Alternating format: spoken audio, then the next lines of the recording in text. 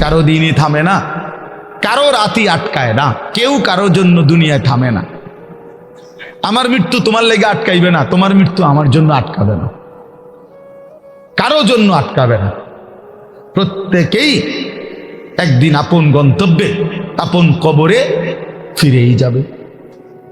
আর কেউ না মরলেও আমি মরে যাব, আমি না মরলেও তুমি মরে যাবে, মানে কেউ কারোর জন্য আটকাবে না।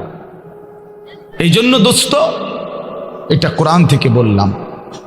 আল্লাহ তাআলা বলেন, আরাআইতা মান ইত্তাখাযা ইলাহাহু হাওয়াহু আফা আনতা তাকুনু আলাইহি ওয়াকিলা আম তাহসাবু আন্না আকসারাহুম ইয়াসমাউনা আও ইয়াকিলুন ইনহুম ইল্লা কাল আনআমি বাল হুম আযাল্লু সাবিলা।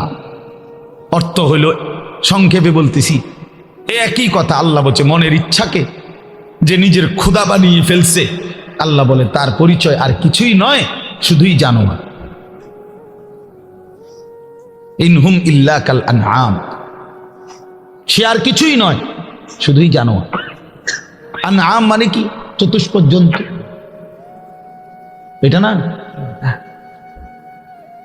বাল হুম আযাল্লু সাবিলা, আল্লাহ বলেন বরং সে জানোয়ারের চাইতেও বেশি পথ হারা, গোমরা। কেন? এক কুকুরও বুঝে এই লাঠিটা যে উঠাইছে ওটা দিয়ে আমারে মারবে, তাই জন্য কুকুর ভাগ্যা যায়। তাহলে কুকুরেরও এদ্দুর আকল আছে যে আমারে এই লাঠির থেকে বাঁচা উচিত।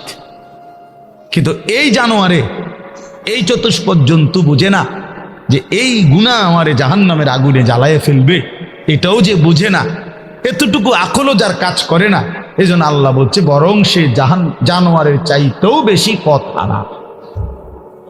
বাল হুম আযাল্লু সাবিলা, জানোয়ারে যেদ্দুর রাস্তা চিনে, আল্লাহ বলছে এদ্দুরও চেনে, এতটুকু চেনে, তার চাইতে বেশি পথ হারা, তার চাইতে বেশি পথ হারা। হাইওয়ান জানোয়ার তো এটা বুঝে যে আমার উপরে শরীয়তের কোনো বিধানে নাই, তো আমার আর হালাল হারাম কিতা? কথা বোঝেন না? গরু ছাগলের কোনো হালাল হারাম কিছু আছে? পাক নাফাক কিছু আছে? জায়েজ না জায়েজ কোনো কিছু আছে? আখেরাত পরকাল বিচার আচার মিজান ফলসেরাত এটা কিছু আছে? কিচ্ছু নেই, কিচ্ছু নেই। তাইলে কুকুর খারাইয়া মুতলেই কি, বইয়া মুতলেই কি? কিন্তু মানুষ নামের এই কুকুর খারাইয়া মতে কেন? মানুষ নামের এই কুকুর খারাইয়া মতে কেন? অর্থ অসুবিধা নাই, প্রকৃত কুকুর তো খারাইয়া মুতলে, ঠ্যাঙালগি দিলে তার জন্য তো এটা গুনাহ না, কারণ তার তো গুনার কোনো সিস্টেমে নাই। কিন্তু মানুষ নামের এই কুকুর যে খারাইয়া মতে, তার তো গুনাহ হয়। তাহলে বোঝা গেল সে তো ওই চতুষ্পদ জন্তুর থেকেও বেশি পথ হারা। প্রিয় বন্ধু, নিজের উপরে দয়া করো, নিজের উপরে রহম করো। প্রিয় সাথী, নওজোয়ান, নিজের ভালো বুঝো। এই জন্য বললাম, আত্মপরিচয়, আত্ম উপলব্ধি অনেক বড় নিয়ামত। নিজেকে বুঝা, নিজেকে চেনা, আত্মসম্মান। মানুষের আত্মসম্মান বড় সম্পদ। অনেক মানুষ আছে পৃথিবীতে আত্মমর্যাদার কারণে প্রয়োজনে না খাইয়া মরে যায়, কিন্তু মাথা নোয়ায় না কারো কাছে। প্রয়োজনে সে মরে যাবে, কিন্তু হাত পাতবে না কারো কাছে। সাহারায় ওরা ধুকে মরে, তবু পড়ে না শেকল পদ্ধতির। এটা আমরা কবি নজরুলের কবিতায় পড়ছিলাম যে কেন আল্লাহ তাআলা নবী সাল্লাল্লাহু আলাইহি সাল্লামের জন্য মক্কার কুরাইশদেরকে অধিকাংশ সাহাবী হিসাবে নির্বাচন করলেন কেন? পৃথিবীতে একমাত্র জাতি ছিল মক্কার কুরাইশরা, যারা প্রয়োজনে সাহারা মরুভূমিতে মরে যাবে দুকে দুকে, কিন্তু কারো গোলামি, কারো সামনে ঘাড় নোয়ানো, কারো পরাধীনতা স্বীকার করা, এইটা তাদের স্বভাবে ছিল না। এই জন্য আরব উপদ্বীপে এই মক্কার জনগোষ্ঠীর উপরে তৎকালীন যুগে দুইটা সুপার পাওয়ার ছিল। একটা ছিল রোম সাম্রাজ্য, একটা ছিল পারস্য সাম্রাজ্য। ওই দুই সাম্রাজ্যের কেহই কোনোদিন একদিনের জন্য আরব এই উপদ্বীপে মক্কাবাসীর উপরে ক্ষমতা, প্রভুত্ব তাদের আয়ত্তায় আনতে পারে না। এটা ঐতিহাসিক কথা। মানে তাগরে ঘাড় নোয়াই তারে না, পারে নাই তাগর লগে কি। হেরা অদম্য ছিল, কারোর সামনে মাথা নয়, আমরা স্বাধীন। শুধু বকরির দুধ খাইতো, শুধু যাযাবরের জিন্দিগি, কিন্তু মানে সর্বদিকে কম, কিন্তু এর পরেও আত্মসম্মান সাংঘাতিক। এই জন্য আল্লাহ তাআলা বলছেন যে কেন নির্বাচন করলাম, এক অদম্য জাতি আমি বন্ধুর পাশে দিলাম। এমন সাহাবী বেশি দিন আর লাগছে না, 16 থেকে 20 বছরের ব্যবধানে পরবর্তী গোটা পৃথিবীতে কালেমার পতাকা উড়ায় দিচ্ছে। সারা পৃথিবী, আফ্রিকা পর্যন্ত সারা পৃথিবীতে পতাকা উড়ায় দিচ্ছে। জ্যান দিয়ে গেছেন সাফ, কারণ ওই যে চেতনাটা সাংঘাতিক ছিল, আত্মসম্মান সাংঘাতিক, আত্মমর্যাদা। আটলান্টিক মহাসাগরের পারে দাঁড়িয়ে নবীর সাহাবী উকবা ইবনে নাফে বলছে যে হে এলাকাবাসী, তোমরা বলো এই সাগরের ওই পারে আর মানুষ আছেন? তখন জনবাসী, এলাকাবাসী বলছে ওই সাগর তো অথই সাগর, আমাদের পূর্বপুরুষ থেকে কারো জানা মতে এই সাগরের ওই পারে মাটিও নাই, মানুষ তো পরের খবর, এ তো অথই সাগর, এর কোনো কুল কিনারা নাই। হযরত উকবা ইবনে নাফে 22 বছর বয়স্ক সাহাবী, পুরো আফ্রিকা বিজয় করে এই আটলান্টিক মহাসাগরের পারে দাঁড়িয়ে নিজের ঘোড়ার 2 পাও ভিজাইছে, ঘোড়ার পাও পানি, সাগরের পানিতে ভিজাইয়া এরপরে আল্লাহকে বলছে, আল্লাহ তোমার বান্দারা সাক্ষী দিছে সাগরের ওই পারে নাকি কোনো মানুষ নাই, এই জন্য আমি থেমে গেলাম। যদি খোদার কসম মাওলা একজন লোক বলতো ওই পারে একজন মানুষ আছে, আমি আল্লাহর কসম রব এই ঘোড়া নামায় দিতাম, ওই লোকটার কাছেও কালেমার দাওয়াত পৌঁছাইতাম। একজনের জন্য আমি সাগর পাড়ি দিতে রাজি আছি, কিন্তু কেউ তো বলে না আর কোনো লোক নাই, এজন্য থেমে গেলাম। এই ছিল জিন্দিগি বন্ধু। এজন্য বললাম প্রিয় ভাই আমার, সবাই সবাই যার যাদ তোমারে নিয়া আমারে নিয়া ইয়াহুদিয়ে নাচায়, বান্দরের খেলা খেলায়। আহা, 1 বছরের মধ্যে তোমার চুল কতবার বদলাইলো, 1 বছরের ভিতরে তোমার প্যান্ট কতবার বদলাইলো, 1 বছরের ভিতরে তোমার জামা গেঞ্জি কতবার বদলাইলো, 1 বছরের ভিতরে তোমার কথা বলার চলাফেরার ডিজাইন কতবার বদলাইলো। তাইলে তোমারে নিয়া বেঈমানে বান্দর খেলা খেলা, বেঈমানে ডুগডুগি বাজায়, আর তুমি নাচো। ছি ছি ছি ছি ছি। কথা তো ছিল এই, আমাদের বাংলাদেশের একজন বক্তা আছেন, বড় দিল দরদি বক্তা, হযরত মাওলানা মুফতি নজরুল ইসলাম কাসিমি দামাত বারাকাতুহুমুল আলিয়া। উনি বলছেন যে আমি জীবনের এই 35-40 বছরে ইউরোপের শত শত দেশে প্রতিনিয়ত ভ্রমণ করছি। যে ইউরোপ আমেরিকার এক স্টেটে নাস্তা খাইছি, আরেক স্টেটে দুপুরের খাবার খাইছি, এইভাবে অনবরত সফর করছি, কিন্তু কোনোদিন জীবনের এই লম্বা সময়ে গোটা ইউরোপে আমার এই পাঞ্জাবি টুপি লেবাস একদিনের জন্য বদলাই নাই। আর এই গোটা ইউরোপের কোনো এয়ারপোর্টে কোনোদিন আমার 1 ঘন্টার জন্য 10 মিনিটের জন্য আটকায়ও না। আমার পাসপোর্ট, আমার লেবাস বরাবর, আমার পাসপোর্টে লেখা আমার ধর্ম ইসলাম, আমার পোশাকও বলে আমি মুসলমান, খালাস, আমারে আটকায় নাই। এই জন্য দোস্ত আমার, বন্ধু আমার, আত্মমর্যাদা, আত্মসম্মান অনেক বড় সম্পদ। আজকে তোমরা ছেলেরা, বাবারা অনেক সুন্দর, তোমরা নওজোয়ান, এই 10 মিনিটের ভিতরে 5 মিনিটের ভিতরে ছুইটা আইসা মাশাআল্লাহ কোরআনের মহব্বতে, আল্লাহর দ্বীনের ভালোবাসায় ছুটে আসছো। শুনতেই তোমরা মাঠ ভরে এখন দৌড়াইয়া আইসা বসছো, এটা ভালো দিক, এটা প্রশংসনীয় দিক, এটা বুঝাই গেল। তোমরা যেই মনে করো আমি আসছি তো আসছো, কিন্তু বাকি এটা তো জানো যে আমরা তো আল্লাহর কথাই বলি, অন্য তো কোনো কারণ নাই, এখানে কোনো ত্রাণও নাই, রিলিফও নাই, এখানে অন্য কোনো টাকা পয়সা বিলি নাই, বন্টন নাই, শুধুই আল্লাহর কোরআনের কথা বলা হবে, এটাই মাকসাদ। তো এইটাই শুনতে আসছো, মহব্বত করেই ছুটে আসছো, ভালোবাসা নিয়েই বসছো। আমি তোমাদেরকে জন্য অনুরোধ করি প্রিয় ভাই, আরেকটু আল্লাহর জন্য আগাও, দ্বীনের জন্য আরেকটু আগাও, ইসলামের জন্য আরেকটু আগাও। তোমার কলিজায় যেহেতু বুঝেই আসছে ইসলাম সত্য, কোরআন সত্য, আল্লাহ সত্য, রাসূল সত্য, আমি মুসলমান, এটা যেহেতু গৌরব তোমার, এটাই যেহেতু ইজ্জত। প্রিয় বন্ধু, তুমি যদি আল্লাহর কথা মানার ক্ষেত্রে, দিন মানার ক্ষেত্রে, নামাজ পড়ার ক্ষেত্রে, আল্লাহকে রাজি খুশি করার ক্ষেত্রে আরেকটু যদি হিম্মত করে আগে বাড়তে পারো, খোদার কসম ইনশাআল্লাহ আগামীর ইসলামের পতাকা তোমাদের হাতেই উড়বে ইনশাআল্লাহ। ইসলাম উড়বে, ইসলামের পতাকা উড়বে। কাফের বেঈমান সব জায়গায় হেরে যাচ্ছে, জালেম সব জায়গায় হেরে যাচ্ছে। 7ই অক্টোবর 2023, 7ই অক্টোবর 2024, কত হলো? 1 বছর। নভেম্বর, ডিসেম্বর, জানুয়ারি, আরো 3 মাস, কত হলো? 15 মাস। প্রায় 15 মাসে এই ইসরায়েলের ইহুদি কুত্তারা গাজা, একটি এলাকায়, ফিলিস্তিনের একটি অঞ্চলে গাজা, এখানে 47,000, তাদের হিসাবে, সরকারি হিসাবে 47,000 ইমানদার মুসলমানকে শহীদ করছে এই গত 15 মাসের অব্যাহত আক্রমণে। 47,000, বাস্তবে আরো অনেক বেশি। আমরা ধরলাম তাদের রিপোর্ট যেটা, এটাই 47,000 ইমানদারের রক্তে ঝরিয়েছে। তাদের জাতিসংঘের রিপোর্ট হলো যে গাজার সমস্ত বাড়ি ভবন যেভাবে ধ্বংস করছে, বিধ্বস্ত করছে, ধারাবাহিক যদি কাজ করে, এগুলো আবার গড়তে চেষ্টা করে, তাহলে আগামী 30 বছরেও 20 বছরেও এগুলো কইরা শেষ করতে পারবে না। এইভাবে মাটির সাথে মিশায়া দিছে সমস্ত ভারী বসত ভিটা।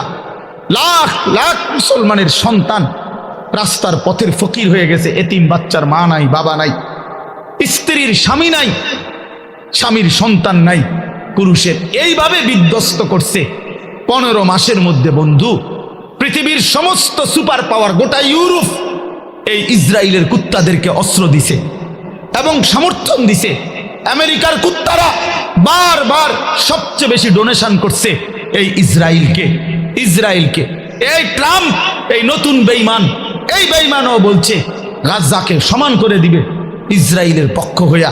কিন্তু আল্লাহ পাক যেহেতু আছেন, 15 মাস পরেও এত রক্ত ঝরিয়ে, এত অত্যাধুনিক পৃথিবীর সমস্ত মারণাস্ত্র ব্যবহার করে, এভাবে বাড়ি ধসে দিয়ে ইমানদারকে ঘর থেকে বঞ্চিত করার পরেও বেঈমানরা আল্লাহ কাছে নাকে খত দিয়া, যুদ্ধ বিরতি দিয়া ইসরায়েলের কুত্তারা যুদ্ধ থামাইতে বাধ্য হয়েছে। এই মুহূর্তে বন্ধ যুদ্ধ, আলহামদুলিল্লাহ। এজন্য কুত্তা জিতে নাই, ইমানদার জিতে গেছে। মুমিন হারে না, ইমানদার হারে না। রক্ত ঝরলেও ইমানদার হারে না। ছেলেরা মনে রাখো বাবা, সারা পৃথিবী তোমাদের কাছে আমি অনুরোধ করলাম, সারা পৃথিবী দেখো, সিরিয়ার জালেম 54 বছর একটানা এই সিরিয়ায় বাপ পুতে জুলুম করছে। 54 বছরের স্বৈর শাসক, ফ্যাসিস্ট, 54 বছর একটানা তারা দুইজনে বাপ পুতে জুলুম করছে। 5 লক্ষ, সরকারি হিসাবে 5 লাখ ইমানদার মুসলমানকে শহীদ করছে ইয়াতে, সিরিয়াতে। কমপক্ষে 30 লক্ষের চাইতে বেশি মুসলমান উদ্বাস্তু, যারা ঘর হারা হয়ে গেছে। হাজার হাজার নারী ধর্ষিতা, লাঞ্ছিতা হয়ে জেলখানার অন্ধকার, কারাগারের অন্ধকার প্রকোষ্ঠে জীবনের 18 বছর। একটা বাচ্চা তো সে জন্মের পর থেকে মায়ের কোলে বড় হইয়া কারাগারেই বড় হইছে। এরকম শত শত মেয়ে যাদের বয়স হয়ে গেছে 18, 16 জেলখানাতেই। এই সিরিয়ার এই কুত্তা বাশার আল আসাদ, এই জালেমের আমলে। কিন্তু এরপরেও এত রক্ত, 5 লক্ষের চাইতে বেশি মুসলমানের রক্ত ঝরিয়েও জালেম টিকে নাই। 8ই ডিসেম্বর 2024 পলাইতে বাধ্য হয়েছে, পলাইয়া গেছে। সিরিয়া এখন ইমানদারদের হাতে, মুসলিম মুজাহিদদের হাতে। হ্যাঁ, বাংলাদেশের 16 বছরের জালেম 16 বছর প্রতি ইঞ্চি জমিন, প্রতিটা সেক্টর, প্রতিটা বিভাগকে এমন নিখুঁত ছক দিয়ে আঁকছে, নিজের মতো করে নিছে যে একটা সুতা বাংলাদেশে পড়বে না এই জালেমের কারণে। সেই বুবুও 5ই আগস্ট পলাইছে, বুবু পলাইছে। আমার জিও কয় বুবু পলাইছে। ছোট্ট গায়ে ছোট্ট। আমি কই, আব্বু কেমনে পলাইছে? গাড়টি উঠটি লইয়া পলাইছে, গাড়টি উঠটি লইয়া পলাইছে। গাড়টি গুট্টি কইতারে না, গাড়টি উঠটি লইয়া পলাইছে। হ্যাঁ, মজলুমের বিজয় হয়েছে, জালেমের পতন হয়েছে। তাইলে বন্ধু, পৃথিবীতে মুসলমানদের নির্যাতনের, মজলুমের কাহিনী ফিলিস্তিনের চাইতে মারাত্মক কোথাও নাই। সেখানেও ইনশাআল্লাহ আবার হবে, ইসরায়েল আবার আক্রমণ করবে। কিন্তু এরপরও মনে হয় এই আক্রমণ করতে করতে আজকে 15 মাসে তাদের ভিতরটা জুরজুরা হয়ে গেছে, কিচ্ছু নাই, কিচ্ছু নাই। শেষ পর্যন্ত আল্লাহ তাআলা কোরআনে যেহেতু ওয়াদা দিছে, ইয়াহুদিরা হচ্ছে অভিশপ্ত জাতি। ইয়াহুদিরা কোনো সময় পৃথিবীতে স্থির হইতে পারে নাই। ইয়াহুদি একমাত্র অভিশপ্ত জাতি, যে জাতি কখনো কোথাও সেটেল হইতে পারে নাই। এরা যাযাবর, এরা জীবনভর এগোরে তাড়াইছে। সব সময় এই ইসরায়েল থেকেও এই বেঈমানরা, এই ইয়াহুদি কুত্তারা পরাজিত হয়ে একদিন এখান থেকে সরে যেতে বাধ্য হবে ইনশাআল্লাহ। এজন্য মনে রাখো বন্ধু, সবসময় জিন্দিগি একরকম যায় না। আজীবন মুসলমান নির্যাতিত হবে, আজীবন ইমানদার জুলুমের শিকার হবে, আজীবন কোরআনওয়ালা সেজদাওয়ালা অপমানিত হবে, আর সুদখোর, ঘুষখোর, বাটপার, সিটার, জালেম, নাফরমান আর এই তাফালিং করেন না তোমরা আজীবন মাতবরি করবা। আর আলেম ওলামা ইমানদার মুসলমান তালেবে ইলম কোরআন পড়নেওয়ালা এরা আজীবন মাথা নোয়া রাখবে। না না, আসমানওয়ালা আছে মিয়া, মনে রাখো, আসমানওয়ালা আছে। এত খামখেয়ালি মনে করো না, এত খামখেয়ালি মনে করো না, খামখেয়ালি মনে করো। বাংলাদেশের পরিবেশ এই মুহূর্তে কি? বাংলাদেশের পরিবেশটাও যদি কেউ দেখে, আলহামদুলিল্লাহ, একটা দিন মজুর কুলি, ঠেলাওয়ালা, কুলিওয়ালা, মাড়ি গাড়ে, এরকম দিন মজুরেরও স্বপ্ন কলিজায় আমার সন্তান হাফেজে কোরআন হবে। সমাজের সবচেয়ে উচ্চ পদস্থ ব্যক্তি, যে কোটি কোটি টাকার মালিক, হাজার কোটি টাকার মালিক, সেও স্বপ্ন দেখে আমার ছেলেটা হাফেজে কোরআন হবে। বারবার, একবার না, দুইবার না, সারা পৃথিবীর বুকে বাংলাদেশ যদি আজকের পৃথিবীতে পরীক্ষা জরিপ নেয় যে একটি মাত্র বিষয়ে বাংলাদেশের বারবার ফার্স্ট হইছে সারা বিশ্বে, এটা একটাই মাত্র বিষয় যেখানে প্রত্যেকবারে বাংলাদেশ বিশ্ব চ্যাম্পিয়ন, বিশ্বে প্রথম 70 দেশে, 90 দেশে, 110 দেশে, সেটা কোরআনুল কারীমের হাফেজ, হেফজে কোরআনের মাধ্যমে। আমার দেশের হাফেজে কোরআন যাদের মাতৃভাষা আরবি, আহলে লিসান আরব, আরব, সেই আরবের অসংখ্য দেশকে পিছে ফেলে বারবার অনারবি, আরবি যার মাতৃভাষা না, এমন সন্তান বাংলাদেশের বারবার কোরআনুল কারীমের হিফজ প্রতিযোগিতায় ফার্স্ট হচ্ছে। সেদিন আল্লামা খালেদ সাইফুল্লাহ আইয়ুবী সাহেব বলতেছিলেন, আমার দেশের তাকরিম, যেই ছেলে বারবার সারা বিশ্বে স্বর্ণ পদক পাইছে, হাফেজ সালেহ আহমদ তাকরিম, উনি বলছেন যে আমার স্বপ্ন যদি কোনোদিন কাবা শরীফের মধ্যে আল্লাহর ঘরে কোনোদিন অনারবি কোনো ইমাম রাখে, তো হতে পারে একদিন তাকরিম আগামী দিনে কাবার ইমাম হবে। আর এটা আল্লাহর জন্য অসম্ভব, আল্লাহর জন্য অসম্ভব, এটা সম্ভব। ওমা যালিকা আলাল্লাহি বিআজিজ, আল্লাহর জন্য অসম্ভব না বন্ধু।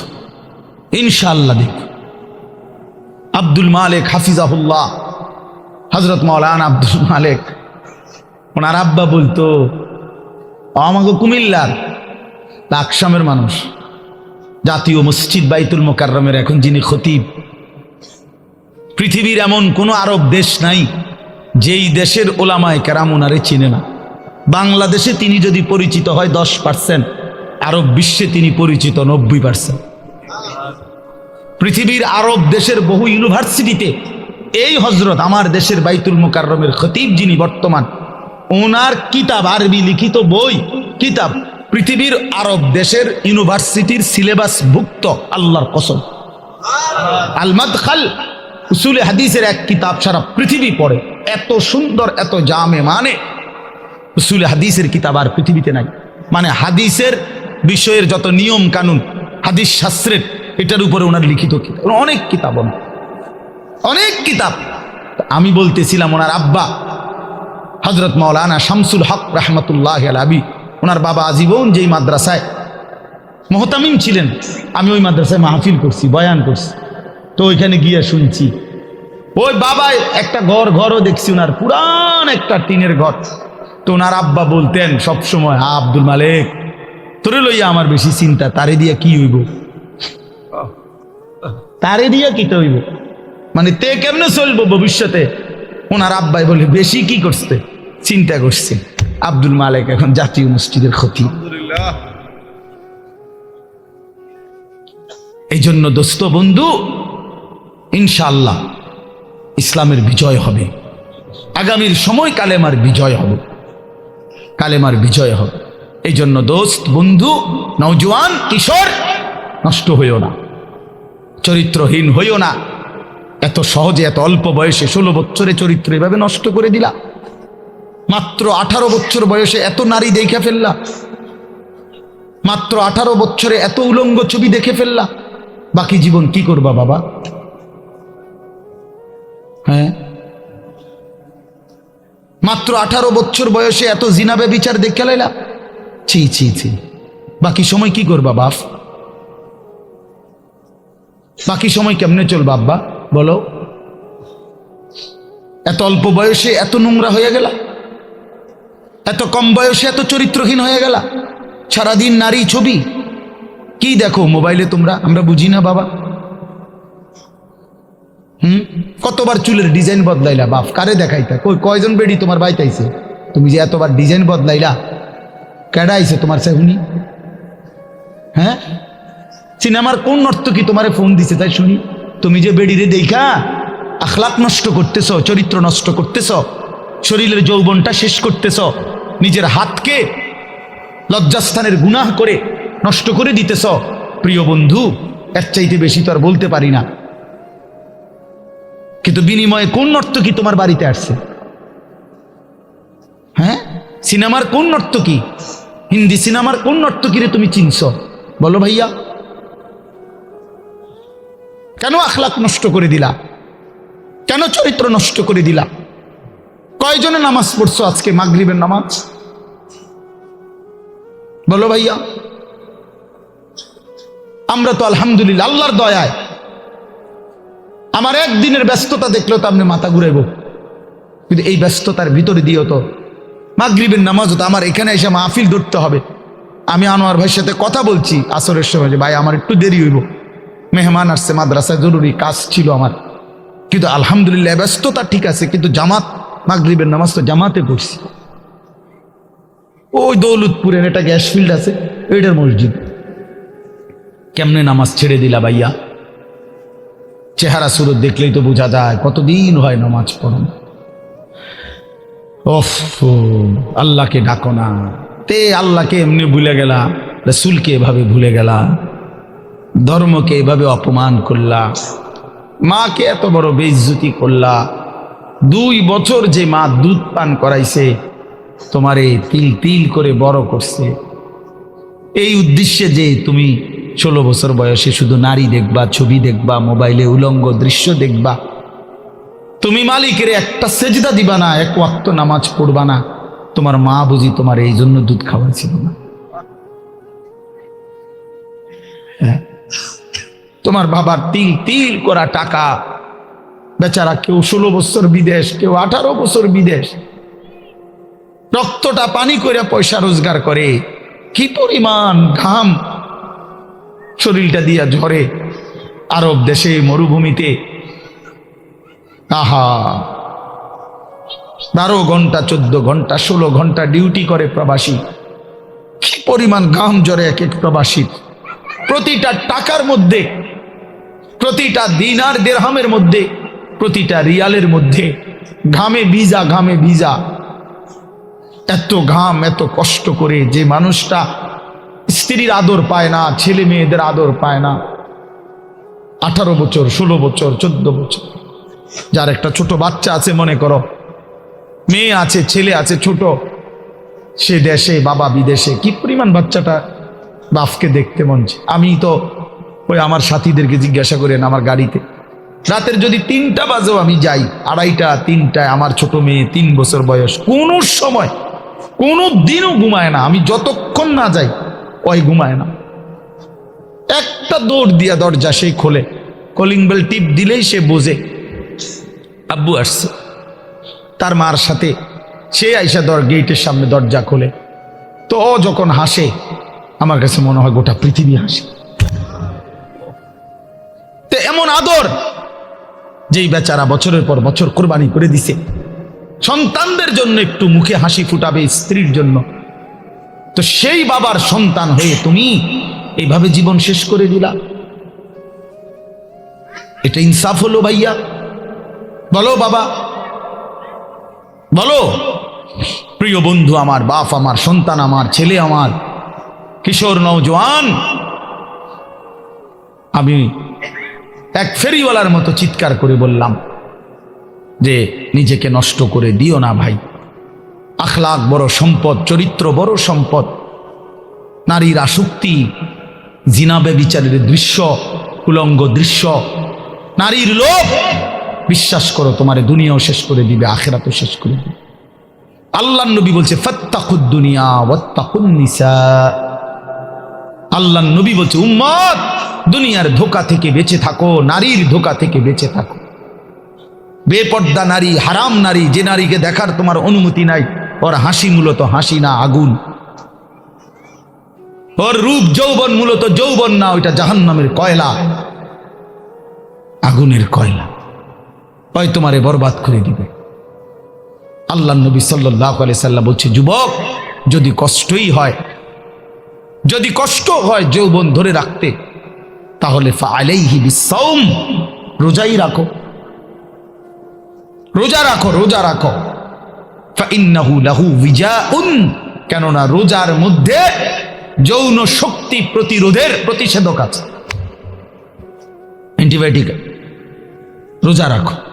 আল্লাহর নবী সাল্লাল্লাহু আলাইহি সাল্লাম ইয়া মাশারাশ শাবাব, ডাইরেক্ট ডাক দিছি, ইয়া মাশারাশ শাবাব, হে যুব সমাজ। কি মজাদার শব্দ, নবীজি নিজে বলছে, যুবককে আলাদা বলছে, হে যুব সমাজ। মান ইসতাতাআ মিনকুমুল বাআতা ফালিয়াতাযাওয়াজ, যার বিবাহের সামর্থ্য হয়েছে, 1 নম্বর হলো আর্থিক সামর্থ্য, 2 নম্বর শারীরিক সামর্থ্য, তো তুমি বিবাহ করো।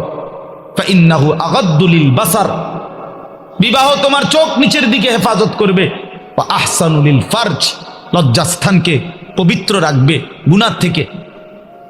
ওমান লাম ইয়াস্তাতি, আর যদি কেউ এই মুহূর্তেই পারতেছ না, পরিবেশ, পারিপার্শ্বিকতা সব মিলাইয়া বিবাহের সময় এখনো হয় নাই, কিন্তু নিজের যৌন চাহিদা আছে, নিজের ভিতরের কামনা বাসনা আছে, এটা তো বন্ধ করে দেওয়া যাবে না। এমন কোনো ট্যাবলেট দিয়া বেলে যে তার যেন আর কোনো শারীরিক কোনো যৌন চাহিদাই যেন না থাকে, এমন ইনজেকশন দিয়ে দেন না, তাহলে তো মুশকিল, এটা বিপদ।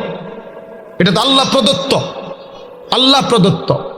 অতএব আল্লাহর নবী বলছেন ফাআলাইহি বিসসাওম।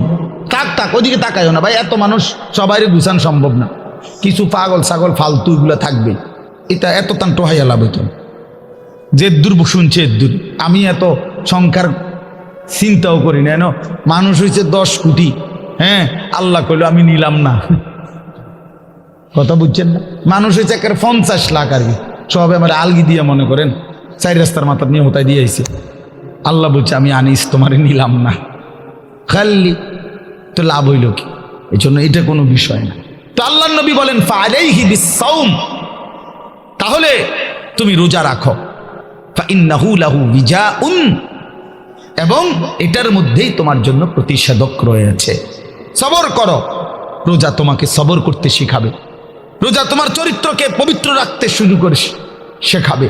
এটা রাসূলুল্লাহ সাল্লাল্লাহু আলাইহি ওয়াসাল্লামের নববী প্রেসক্রিপশন, এটা নবীজির প্রেসক্রিপশন, নবীজির ঔষধ।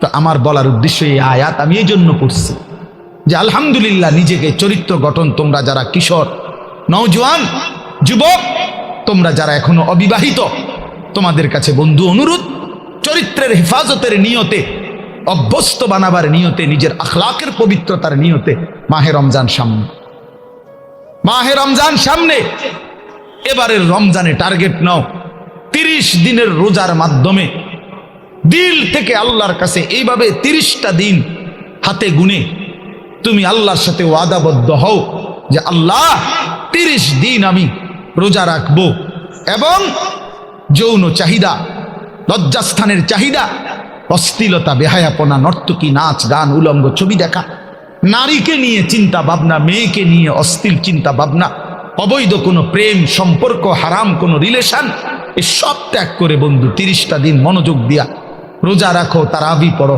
ইফতার করো, সাহারি করো, তসবি পড়ো, তেলাওয়াত করো, কোনো আলেমে দ্বীনের সাথে উঠা বসা করো, ইমাম সাহেবের সাথে সম্পর্ক করো। ইনশাআল্লাহ দেখবা আল্লাহ চাহে তো 30 দিনের মাথায় আল্লাহ বলেন লাআল্লাকুম তাত্তাকুন, আমি আল্লাহ ওয়াদা দিলাম মোমেন তোকে মুত্তাকি বানিয়ে দেব, মুত্তাকি বানিয়ে দেব। আর যদি মুত্তাকি হও তাইলে পুরস্কার কি? উইদ্দাত লিল মুত্তাকিন, আল্লাহ বলছেন জান্নাত বানানোই হয়েছে মুত্তাকিদের জন্য। 30 দিনে মুত্তাকি হবা, 30 দিনে জান্নাতি হবা। ইয়া আইয়ুহাল্লাযীনা আমানু, হে ঈমানওয়ালা, আল্লাহ বলেন জানো ঈমান তোমার পাসপোর্ট, আমি পাসপোর্ট নিলাম 30 দিন আগে, আর আল্লাহ ওয়াদা দিছেন রমজানের চাঁদ উঠলে আমি আল্লাহর কাছে ঈমানের পাসপোর্ট দিবা। ঈমানের পাসপোর্ট আমি জমা নিলাম, 30 দিন অপেক্ষা করবা, 30 দিন আমার হুকুম মাইনা চলবা, 30 দিন পরে ঈদের চাঁদ উঠবে, সেই দিনই তোমার পাসপোর্টের উপরে জান্নাতের ভিসা লাগবে, পাসপোর্ট এবং ভিসা লাগবে, আর ঈদের দিন ফ্লাইট হবে জান্নাতের ফ্লাইট। ইনশাআল্লাহ, ইনশাআল্লাহ। হাদিসে আছে ঈদের দিন আল্লাহ তাআলা ফেরেশতাদেরকে জিজ্ঞাসা করে, ফেরেশতারা বলো তো ওই ব্যক্তির প্রতিদান কি হইতে পারে যে তার পরিশ্রম, তার হুকুম, তার মনিবের আদেশ পূর্ণ আদায় করছে, যেই কর্মচারী তার কর্ম ঠিক মতো 100 পালন করছে, তো এখন তার বিনিময় কি হইতে পারে? ফেরেশতাদেরকে আল্লাহ বলবে ঈদের দিন, ফেরেশতারা বলবে মাওলা তো এটার বিনিময়তে এটাই আইন ওয়াফা আজরাহু, তার বিনিময়ে তাকে পূর্ণ দিবেন, পারিশ্রমিক পূর্ণ দিবেন, কারণ সে তার কর্ম পুরা করছে, অতএব পারিশ্রমিকও তো কি দিতে হবে? পুরা দিবেন, এটাই তো যুক্তির কথা। তো আল্লাহ তাআলা তখন বলবেন ফেরেশতারা তোমরা সাক্ষী থাকো, আমার ইজ্জতের কসম, আমার জালালের কসম, আমি আল্লাহর বড়ত্বের কসম, আমার শ্রেষ্ঠত্বের কসম, আমার এই বান্দাগুলো 1 মাস রমজানে আমার হুকুম পূর্ণ আদায় করছে, আমার আদেশের হক আদায় করছে, রমজানের হক আদায় করছে। আজকে আমি আল্লাহ ঈদের দিনে ঘোষণা দিলাম তোমাদের সামনে, কাদ গাফারতু লাকুম, আমি আল্লাহ আমার এই বান্দাদেরকে মাফ করে দিলাম। ফেরেশতারা তখন ডাক দিয়ে বলবে, তখন ফেরেশতারা নামাজি ঈদগাহের ইমানদার মুসলমানদেরকে বলবে যে ইন্নাল্লাহা কাদ গাফারা লাকুম, তোমাদের আল্লাহ তোমাদেরকে মাফ করে দিয়েছে। আমরা ফেরেশতারা নিজে শুনছি। ফারজিউ রাশিদিনা ইলা রিহালিকুম, অতএব তোমরা খুশি খুশি চিত্তে, সন্তুষ্ট চিত্তে, সফলভাবে তোমরা তোমাদের ঘরে ফিরে যাও। এই জন্য বন্ধু, এটাই আমার মূল বক্তব্য। আল্লাহ তাআলা মাহে রমজান আমাদের সামনে, আর মাত্র 30-32 দিন, খুব সম্ভব 32 দিন হবে, এরকম কতদিন? 32 দিন। আর মাত্র আমার শায়েখ আল্লামা মুফতি মুশতাকুন নবী সাহেব হুজুর এখন প্রত্যেক মাহফিলে এভাবে শিখায়, বলায় যে আর মাত্র 32 দিন মাহে রমজানের শুভ দিন। কয়দিন? আর মাত্র, বলেন না, মাহে রমজানের শুভ দিন, আর মাত্র 32 দিন রহমত মাগফিরাতের শুভ দিন, আর মাত্র 32 দিন নাজাতের শুভ দিন, আর মাত্র 32 দিন ইফতার সাহারির শুভ দিন, আর মাত্র 32 দিন 20 রাকাত তারাবির শুভ দিন, আর মাত্র 32 দিন মুত্তাকি হওয়ার শুভ দিন, আর মাত্র 32 দিন জান্নাতি হওয়ার শুভ দিন, আর মাত্র 32 দিন লাইলাতুল কদরের মর্যাদা পাওয়ার শুভ দিন। কারো দিনই থামে না, কারো রাতই আটকায় না, কেউ কারো জন্য দুনিয়ায় থামে না। আমার মৃত্যু তোমার লেগে আটকাইবে না, তোমার মৃত্যু আমার জন্য আটকাবে না, কারো জন্য আটকাবে না। প্রত্যেকেই একদিন আপন গন্তব্যে আপন কবরে ফিরেই যাবে। আর কেউ না মরলেও আমি মরে যাব, আমি না মরলেও তুমি মরে যাবে, মানে কেউ কারোর জন্য আটকাবে না। এই জন্য দোস্ত, এটা কোরআন থেকে বললাম। আল্লাহ তাআলা বলেন, আরাআইতা মান ইত্তাখাযা ইলাহাহু হাওয়াহু আফা আনতা তাকুনু আলাইহি ওয়াকিলা আম তাহসাবু আন্না আকসারাহুম ইয়াসমাউনা আও ইয়াকিলুন ইনহুম ইল্লা কাল আনআমি বাল হুম আযাল্লু সাবিলা। অর্থ হলো, সংক্ষেপে বলতেছি, একই কথা। আল্লাহ বলছে, মনের ইচ্ছাকে যে নিজের খোদা বানিয়ে ফেলছে, আল্লাহ বলে তার পরিচয় আর কিছুই নয়, শুধুই জানোয়ার। ইনহুম ইল্লা কাল আনআম, সে আর কিছুই নয়, শুধুই জানোয়ার। আনআম মানে কি? চতুষ্পদ জন্তু, এটা না? বাল হুম আযাল্লু সাবিলা, আল্লাহ বলেন বরং সে জানোয়ারের চাইতেও বেশি পথ হারা, গোমরা। কেন? এক কুকুরও বুঝে এই লাঠিটা যে উঠাইছে ওটা দিয়ে আমারে মারবে, তাই জন্য কুকুর ভাগ্যা যায়। তাহলে কুকুরেরও এর আকল আছে যে আমারে এই লাঠির থেকে বাঁচা উচিত। কিন্তু এই জানোয়ারে, এই চতুষ্পদ জন্তু বুঝে না যে এই গুনাহ আমারে জাহান্নামের আগুনে জ্বালায়ে ফেলবে, এটাও যে বুঝে না, এতটুকু আকলও যার কাজ করে না, এই জন্য আল্লাহ বলছে বরং সে জানোয়ারের চাইতেও বেশি পথ হারা। বাল হুম আযাল্লু সাবিলা, জানোয়ারে যেদূর রাস্তা চিনে, আল্লাহ বলছে এদূরও চেনে, এতটুকু চেনে, তার চাইতে বেশি পথ হারা, তার চাইতে বেশি পথ হারা। হাইওয়ান জানোয়ার তো এটা বুঝে যে আমার উপরে শরীয়তের কোনো বিধানে নাই, তো আমার আর হালাল হারাম কিতা? কথা বোঝেন না? গরু ছাগলের কোনো হালাল হারাম কিছু আছে? পাক নাফাক কিছু আছে? জায়েজ না জায়েজ কোনো কিছু আছে? আখেরাত পরকাল বিচার আচার মিজান ফলসেরাত এটা কিছু আছে? কিচ্ছু নেই, কিচ্ছু নেই।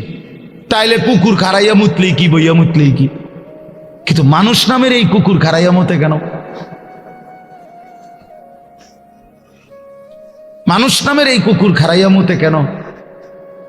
অর্থ অসুবিধা নাই, প্রকৃত কুকুর তো খারাইয়া মুতলে, ঠ্যাঙালগি দিলে তার জন্য তো এটা গুনাহ না, কারণ তার তো গুনার কোনো সিস্টেমে নাই। কিন্তু মানুষ নামের এই কুকুর যে খারাইয়া মতে, তার তো গুনাহ হয়। তাহলে বোঝা গেল সে তো ওই চতুষ্পদ জন্তুর থেকেও বেশি কথা। প্রিয় বন্ধু, নিজের উপরে দয়া করো, নিজের উপরে রহম করো।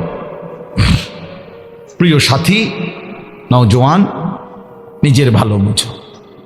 এই জন্য বললাম, আত্মপরিচয়, আত্ম উপলব্ধি অনেক বড় নিয়ামত। নিজেকে বুঝা, নিজেকে চেনা, আত্মসম্মান। মানুষের আত্মসম্মান বড় সম্পদ। অনেক মানুষ আছে পৃথিবীতে আত্মমর্যাদার কারণে প্রয়োজনে না খাইয়া মরে যায়, কিন্তু মাথা নোয়ায় না কারো কাছে। প্রয়োজনে সে মরে যাবে, কিন্তু হাত পাতবে না কারো কাছে। সাহারায় ওরা ধুকে মরে, তবু পরে না শেকল পদ্ধতির। এটা আমরা কবি নজরুলের কবিতায় পড়ছিলাম যে কেন আল্লাহ তাআলা নবী সাল্লাল্লাহু আলাইহি সাল্লামের জন্য মক্কার কুরাইশদেরকে অধিকাংশ সাহাবী হিসাবে নির্বাচন করলেন কেন? পৃথিবীতে একমাত্র জাতি ছিল মক্কার কুরাইশরা, যারা প্রয়োজনে সাহারা মরুভূমিতে মরে যাবে দুকে দুকে, কিন্তু কারো গোলামি, কারো সামনে ঘাড় নোয়ানো, কারো পরাধীনতা স্বীকার করা, এইটা তাদের স্বভাবে ছিল না। এই জন্য আরব উপদ্বীপে এই মক্কার জনগোষ্ঠীর উপরে তৎকালীন যুগে দুইটা সুপার পাওয়ার ছিল। একটা ছিল রোম সাম্রাজ্য, একটা ছিল পারস্য সাম্রাজ্য। ওই দুই সাম্রাজ্যের কেহই কোনোদিন একদিনের জন্য আরব এই উপদ্বীপে মক্কাবাসীর উপরে ক্ষমতা, প্রভুত্ব তাদের আয়ত্তায় আনতে পারে না। এটা ঐতিহাসিক কথা। মানে তাগরে ঘাড় নোয়াই তারে না, পারে নাই তাগর লাগে কি। হেরা অদম্য ছিল, কারোর সামনে মাথা নয়। আমরা স্বাধীন, শুধু বকরির দুধ খাইতো, শুধু যাযাবরের জিন্দিগি, কিন্তু মানে সর্বদিকে কম, কিন্তু এর পরেও আত্মসম্মান সাংঘাতিক। এই জন্য আল্লাহ তাআলা বলছেন যে কেন নির্বাচন করলাম, এক অদম্য জাতি আমি বন্ধুর পাশে দিলাম, এমন সাহাবী বেশি দিন আর লাগছে না, 16 থেকে 20 বছরের ব্যবধানে পরবর্তী গোটা পৃথিবীতে কালেমার পতাকা উড়ায় দিচ্ছে। সারা পৃথিবী, আফ্রিকা পর্যন্ত সারা পৃথিবীতে পতাকা উড়ায় দিচ্ছে। জেন দিয়ে গেছে এদের সাফ, কারণ ওই যে চেতনাটা সাংঘাতিক ছিল, আত্মসম্মান সাংঘাতিক, আত্মমর্যাদা। আটলান্টিক মহাসাগরের পারে দাঁড়িয়ে নবীর সাহাবী উকবা ইবনে নাফে বলছে যে, হে এলাকাবাসী, তোমরা বলো এই সাগরের ওই পারে আর মানুষ আছেন? তখন জনবাসী, এলাকাবাসী বলছে, ওই সাগর তো অথই সাগর, আমাদের পূর্বপুরুষ থেকে কারো জানা মতে এই সাগরের ওই পারে মাটিও নাই, মানুষ তো হরের খবর, এ তো অথই সাগর, এর কোনো কুল কিনারা নাই। হযরত উকবা ইবনে নাফে 22 বছর বয়স্ক সাহাবী, পুরো আফ্রিকা বিজয় করে এই আটলান্টিক মহাসাগরের পারে দাঁড়িয়ে নিজের ঘোড়ার 2 পাও ভিজাইছে, ঘোড়ার পাও পানি, সাগরের পানিতে ভিজাইয়া এরপরে আল্লাহকে বলছে, আল্লাহ তোমার বান্দারা সাক্ষী দিছে সাগরের ওই পারে নাকি কোনো মানুষ নাই, এই জন্য আমি থেমে গেলাম। যদি খোদার কসম মাওলা একজন লোক বলতো ওই পারে একজন মানুষ আছে, আমি আল্লাহর কসম রব এই ঘোড়া নামায় দিতাম, ওই লোকটার কাছেও কালেমার দাওয়াত পৌঁছে দিতাম। একজনের জন্য আমি সাগর পাড়ি দিতে রাজি আছি, কিন্তু কেউ তো বলে না আর কোনো লোক নাই, এজন্য থেমে গেলাম। এই ছিল জিন্দিগি বন্ধু। এজন্য বললাম, প্রিয় ভাই আমার, সবাই যার যাদের, তোমারে নিয়া আমারে নিয়া ইয়াহুদিয়ে নাসায়, বান্দরের খেলা খেলায়। আহা, 1 বছরের মধ্যে তোমার চুল কতবার বদলাইল, 1 বছরের ভিতরে তোমার প্যান্ট কতবার বদলাইল, 1 বছরের ভিতরে তোমার জামা গেঞ্জি কতবার বদলাইল, 1 বছরের ভিতরে তোমার কথা বলার চলাফেরার ডিজাইন কতবার বদলাইল। তাইলে তোমারে নিয়া বেঈমানে বান্দর খেলা খেলে, বেঈমানে ডুগডুগি বাজায়, আর তুমি নাচো। ছি ছি ছি ছি ছি। কথা তো ছিল এই, আমাদের বাংলাদেশের একজন বক্তা আছেন, বড় দিল দরদি বক্তা, হযরত মাওলানা মুফতি নজরুল ইসলাম কাসিমি দামাত বারাকাতুহুমুল আলিয়া।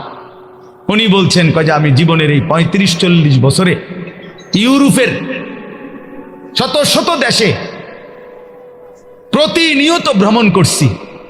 যে ইউরোপ আমেরিকার এক স্টেটে নাস্তা খাইছি, আরেক স্টেটে দুপুরের খাবার খাইছি, এইভাবে অনবরত সফর করছি, কিন্তু কোনোদিন জীবনের এই লম্বা সময়ে গোটা ইউরোপে আমার এই পাঞ্জাবি টুপি লেবাস একদিনের জন্য বদলাই নাই।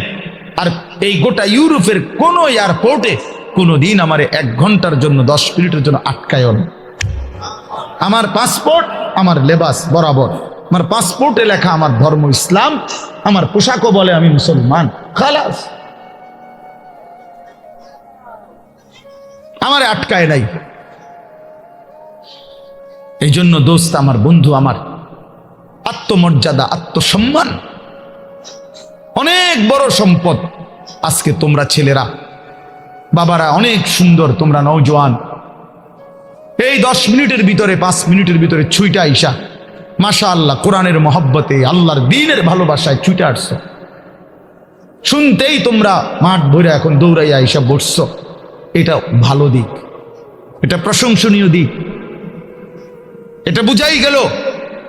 তোমরা যেই মনে করো আমি আসছি তো আসছো, কিন্তু বাকি এটা তো জানো যে আমরা তো আল্লাহর কথাই বলি, অন্য তো কোনো কারণ নাই, এখানে কোনো ত্রাণও নাই, রিলিফও নাই, এখানে অন্য কোনো টাকা পয়সা বিলি নাই, বন্টন নাই, শুধুই আল্লাহর কোরআনের কথা বলা হবে, এটাই মাকসাদ। তো এইটাই শুনতে আসছো, মহব্বত করেই ছুটে আসছো, ভালোবাসা নিয়েই বসছো। আমি তোমাদেরকে জন্য অনুরোধ করি, প্রিয় ভাই, আরেকটু আল্লাহর জন্য আগাও, দ্বীনের জন্য আরেকটু আগাও, ইসলামের জন্য আরেকটু আগাও। তোমার কলিজায় যেহেতু বুঝেই আসছে ইসলাম সত্য, কোরআন সত্য, আল্লাহ সত্য, রাসূল সত্য, আমি মুসলমান, এটা যেহেতু গৌরব তোমার, এটাই যেহেতু ইজ্জত। প্রিয় বন্ধু, তুমি যদি আল্লাহর কথা মানার ক্ষেত্রে, দ্বীন মানার ক্ষেত্রে, নামাজ পড়ার ক্ষেত্রে, আল্লাহকে রাজি খুশি করার ক্ষেত্রে আরেকটু যদি হিম্মত করে আগে বাড়তে পারো, খোদার কসম ইনশাআল্লাহ আগামীর ইসলামের পতাকা তোমাদের হাতেই উড়বে ইনশাআল্লাহ।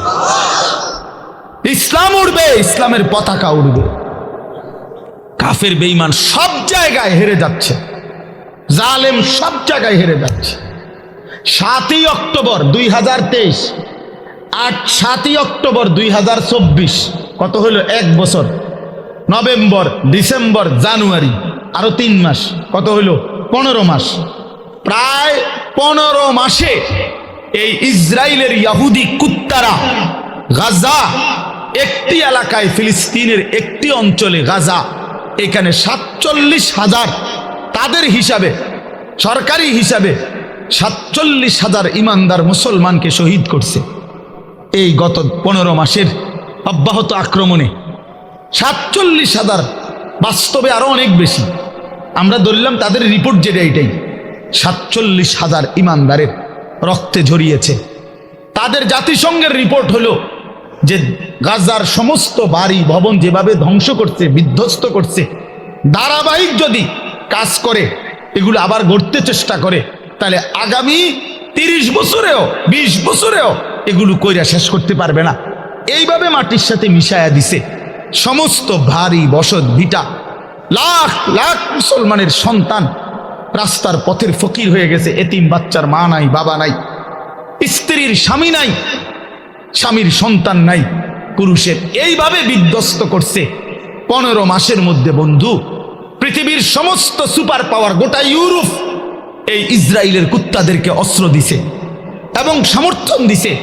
আমেরিকার কুত্তারা বারবার সবচেয়ে বেশি ডোনেশন করছে এই ইসরায়েলকে। এই ট্রাম্প, এই নতুন বেঈমান, এই বেঈমানও বলছে গাজাকে সমান করে দিবে ইসরায়েলের পক্ষ হইয়া। কিন্তু আল্লাহ পাক যেহেতু আছেন, 15 মাস পরেও এত রক্ত ঝরিয়ে, এত অত্যাধুনিক পৃথিবীর সমস্ত মারণাস্ত্র ব্যবহার করে, এভাবে বাড়ি ধসে দিয়ে ইমানদারকে ঘর থেকে বঞ্চিত করার পরেও বেঈমানরা আল্লাহ গেছে নাকে খত দিয়া, যুদ্ধ বিরতি দিয়া ইসরায়েলের কুত্তারা যুদ্ধ থামাইতে বাধ্য হয়েছে। এই মুহূর্তে বন্ধ যুদ্ধ, আলহামদুলিল্লাহ। এজন্য কুত্তা জিতে নাই, ইমানদার জিতে গেছে। মুমিন হারে না, ইমানদার হারে না। রক্ত ঝরলেও ইমানদার হারে না। ছেলেরা মনে রাখো বাবা, সারা পৃথিবী তোমাদের কাছে আমি অনুরোধ করলাম, সারা পৃথিবী দেখো, সিরিয়ার জালেম 54 বছর একটানা এই সিরিয়ায় বাপ পুতে জুলুম করছে। 54 বছরের স্বৈর শাসক ফ্যাসিস্ট, 54 বছর একটানা তারা দুইজনে বাপ পুতে জুলুম করছে। 5 লক্ষ, সরকারি হিসাবে 5 লাখ ইমানদার মুসলমানকে শহীদ করছে ইয়াতে, সিরিয়াতে। কমপক্ষে 30 লক্ষের চাইতে বেশি মুসলমান উদ্বাস্তু, যারা ঘর হারা হয়ে গেছে। হাজার হাজার নারী ধর্ষিতা, লাঞ্ছিতা হয়ে জেলখানার অন্ধকার, কারাগারের অন্ধকার প্রকোষ্ঠে জীবনের 18 বছর। একটা বাচ্চা তো সে জন্মের পর থেকে মায়ের কোলে বড় হইয়া কারাগারেই বড় হইছে। এরকম শত শত মেয়ে যাদের বয়স হয়ে গেছে 18, 16 জেলখানাতে। এই সিরিয়ার এই কুত্তা বাশার আল আসাদ, এই জালেমের আমলে। কিন্তু এরপরেও এত রক্ত, 5 লক্ষের চাইতে বেশি মুসলমানের রক্ত ঝরিয়েও জালেম টিকে নাই। 8ই ডিসেম্বর 2024 পলাইতে বাধ্য হয়েছে, পলায় গেছে। সিরিয়া এখন ইমানদারদের হাতে, মুসলিম মুজাহিদদের হাতে। হ্যাঁ, বাংলাদেশের 16 বছরের জালেম 16 বছর প্রতি ইঞ্চি জমিন, প্রতিটা সেক্টর, প্রতিটা বিভাগকে এমন নিখুঁত ছক দিয়ে আঁকছে, নিজের মতো করে নিছে যে একটা সুতা বাংলাদেশে পড়বে না এই জালেমের কারণে। সেই বুবুও 5ই আগস্ট পলাইছে, বুবু পলাইছে। আমার জিও কয় বুবু পলাইছে, ছোট্ট গায়ে ছোট্ট। আমি আব্বু কেমনে পলাইছে? গাড়ি উঠি লইয়া পলাইছে, গাড়ি উঠি লইয়া পলাইছে। গাড়ি গুট্টি কইতারে না, গাড়ি উঠি লইয়া পলাইছে। হ্যাঁ, মজলুমের বিজয় হয়েছে, জালেমের পতন হয়েছে। তাইলে বন্ধু, পৃথিবীতে মুসলমানদের নির্যাতনের, মজলুমের কাহিনী ফিলিস্তিনের চাইতে মারাত্মক কোথাও নাই। সেখানেও ইনশাআল্লাহ আবার হবে, ইসরায়েল আবার আক্রমণ করবে। কিন্তু এরপরও মনে হয় এই আক্রমণ করতে করতে আজকে 15 মাসে তাদের ভিতরটা জুরজুরা হয়ে গেছে, কিচ্ছু নাই, কিচ্ছু নাই। শেষ পর্যন্ত আল্লাহ তাআলা কোরআনে যেহেতু ওয়াদা দিছে, ইয়াহুদিরা হচ্ছে অভিশপ্ত জাতি। ইয়াহুদিরা কোনো সময় পৃথিবীতে স্থির হইতে পারে নাই। ইয়াহুদি একমাত্র অভিশপ্ত জাতি, যে জাতি কখনো কোথাও সেটেল হইতে পারে নাই। এরা যাযাবর, এরা জীবনভর এগোরে তাড়াইছে। সব সময় এই ইসরায়েল থেকেও এই বেঈমানরা, এই ইয়াহুদি কুত্তারা পরাজিত হয়ে একদিন এখান থেকে সরে যেতে বাধ্য হবে ইনশাআল্লাহ। এজন্য মনে রাখো বন্ধু, সবসময় জিন্দিগি একরকম যায় না। আজীবন মুসলমান নির্যাতিত হবে, আজীবন ইমানদার জুলুমের শিকার হবে, আজীবন কোরআনওয়ালা সেজদাওয়ালা অপমানিত হবে, আর সুদখোর, ঘুষখোর, বাটপার, সিটার, জালেম, নাফরমান আর এই তাফালিং করেন না তোমরা আজীবন মাতবরি করবা। আর আলেম ওলামা ইমানদার মুসলমান তালেব ইলম কোরআন পড়নেওয়ালা এরা আজীবন মাথা নোয়া রাখবে, না না আসমানওয়ালা আছে মিয়া, মনে রাখো আসমানওয়ালা আছে। এত খামখেয়ালি মনে করো না, এত খামখেয়ালি মনে করো না, খামখেয়ালি মনে করো। বাংলাদেশের পরিবেশ এই মুহূর্তে কি, বাংলাদেশের পরিবেশটাও যদি কেউ দেখে, আলহামদুলিল্লাহ, একটা দিন মজুর কুলি, ঠেলাওয়ালা, কুলিওয়ালা, মাড়ি গাড়ে, এরকম দিন মজুরেরও স্বপ্ন কলিজায় আমার সন্তান হাফেজে কোরআন হবে। সমাজের সবচেয়ে উচ্চ পদস্থ ব্যক্তি, যে কোটি কোটি টাকার মালিক, হাজার কোটি টাকার মালিক, সেও স্বপ্ন দেখে আমার ছেলেটা হাফেজে কোরআন হবে। বারবার, একবার না, দুইবার না, সারা পৃথিবীর বুকে বাংলাদেশ যদি আজকের পৃথিবীতে পরীক্ষা জরিপ নেয় যে একটি মাত্র বিষয়ে বাংলাদেশের বারবার ফার্স্ট হইছে সারা বিশ্বে, এটা একটাই মাত্র বিষয় যেখানে প্রত্যেকবারে বাংলাদেশ বিশ্ব চ্যাম্পিয়ন, বিশ্বে প্রথম 70 দেশে, 90 দেশে, 110 দেশে, সেটা কোরআনুল কারীমের হাফেজ, হেফজে কোরআনের মাধ্যমে। আমার দেশের হাফেজে কোরআন যাদের মাতৃভাষা আরবি, আহলে লিসান আরব, আরব সেই আরবের অসংখ্য দেশকে পিছে ফেলে বারবার অনারবি, আরবি যার মাতৃভাষা না, এমন সন্তান বাংলাদেশের বারবার কোরআনুল কারীমের হিফজ প্রতিযোগিতায় ফার্স্ট হচ্ছে। সেদিন আল্লামা খালেদ সাইফুল্লাহ আইয়ুবী সাহেব বলতেছিলেন, আমার দেশের তাকরিম, যেই ছেলে বারবার সারা বিশ্বে স্বর্ণ পদক পাইছে, হাফেজ সালেহ আহমদ তাকরিম, উনি বলছেন যে আমার স্বপ্ন যদি কোনোদিন কাবা শরীফের মধ্যে আল্লাহর ঘরে কোনোদিন অনারবি কোনো ইমাম রাখে, তো হতে পারে একদিন তাকরিম আগামী দিনে কাবার ইমাম হবে। আর এটা আল্লাহর জন্য অসম্ভব, আল্লাহর জন্য অসম্ভব, এটা সম্ভব। ওমা যালিকা আলাল্লাহি বিআজিজ, আল্লাহর জন্য অসম্ভব না বন্ধু। ইনশাআল্লাহ দেখো, আব্দুল মালিক হাফিজাহুল্লাহ, হযরত মাওলানা আব্দুল মালিক, ওনার আব্বা বলতো, আমাকে কুমিল্লার লাকসামের মানুষ, জাতীয় মসজিদ বাইতুল মোকাররমের এখন যিনি খতিব, পৃথিবীর এমন কোন আরব দেশ নাই যেই দেশের ওলামায়ে কেরাম ওনারে চিনে না। বাংলাদেশে তিনি যদি পরিচিত হয় 10%, আরব বিশ্বে তিনি পরিচিত 90%। পৃথিবীর আরব দেশের বহু ইউনিভার্সিটিতে এই হযরত আমার দেশের বাইতুল মোকাররমের খতিব যিনি বর্তমান, ওনার কিতাব, আরবি লিখিত বই, কিতাব পৃথিবীর আরব দেশের ইউনিভার্সিটির সিলেবাস ভুক্ত, আল্লাহর কসম। আল মাদখাল উসুলে হাদিসের এক কিতাব সারা পৃথিবী পড়ে, এত সুন্দর, এত জামে, মানে উসুলে হাদিসের কিতাব আর পৃথিবীতে নাই।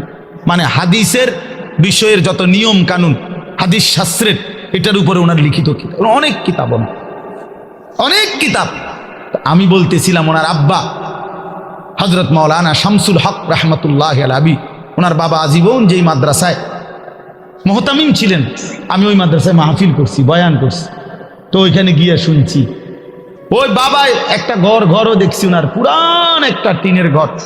তো ওনার আব্বা বলতেন সব সময়, আব্দুল মালিক তোরে লইয়া আমার বেশি চিন্তা, তারে দিয়া কি হইব, তারে